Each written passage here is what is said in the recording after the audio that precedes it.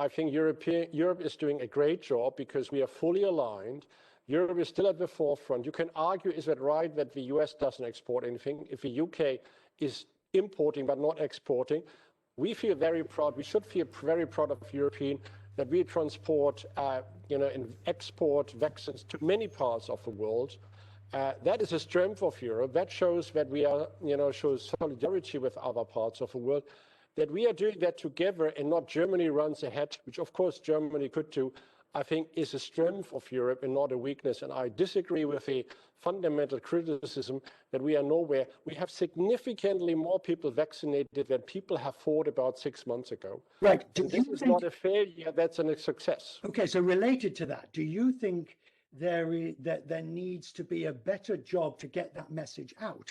Because the perception is the otherwise. Would you be in favor of a shift in perception? I think there is a lot of evidence, and you're absolutely right, we have a communication problem, but not a really execution problem. Things could be done better, for sure, no doubt.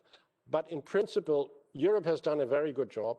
We are vaccinating people. We have started with the elder people. We see a decline in the death rate of the fatalities of elder people, of outbreaks in retiree houses where many people live together. We are not communicating the successes we see and have raised expectations which nobody ever could fulfill, except if Germany had said, for instance, we keep everything for ourselves, of course we would be more ahead, but the EU would be in question mark then. Fortunately, that's not the discussion. Everybody moves with the same pace. Europe is still ahead of many other countries with vaccination rates. And I think we should celebrate that instead of criticizing it. Whenever I speak to you, I always make the point that you are moving the world's goods and therefore are the best barometer of what's happening in global trade at the moment, whether it be Europe, North America, or Asia. What are you seeing? What insight can you give me? Yeah, we saw already in the fourth quarter a good recovery from the B2B business, and that continued into the first quarter. So we definitely see a significant stabilization. The interesting thing is that many people have responded, consumers have responded very differently to the second lockdown or the second and third wave than for the first. People were less worried. They know that they will not instantly lose their employment because they get, the governments have done a good job in stabilizing the situation. And that's the reason why they continue to spend money. We kept operations up and running because we learned how to protect people, not only us, but also our customers.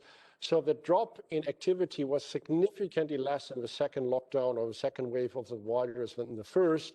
And that has led to the situation that we even have seen year-over-year growth in the first quarter in B2B business. Do you think the time is right now for attention to be refocused back on ESGs, environment, sustainability, governance, a whole variety of things that understandably we did not put at number one during the pandemic? But is it time to get back to them? Absolutely. When I, follow what I have said in town halls since May on my virtual travel around the world, I always said COVID-19 is a significant threat, but humankind is facing a much bigger threat, and that is global warming.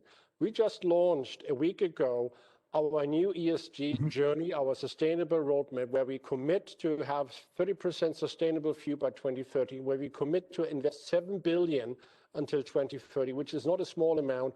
I think we as companies have to play an important role. We are willing to play that role, not only for environmental, also for social and for governance. And if others will follow us, we will see tremendous momentum in the next decade, I have no doubt. I'm not talking about DHL, of course, or Deutsche Post, but I am talking about those companies.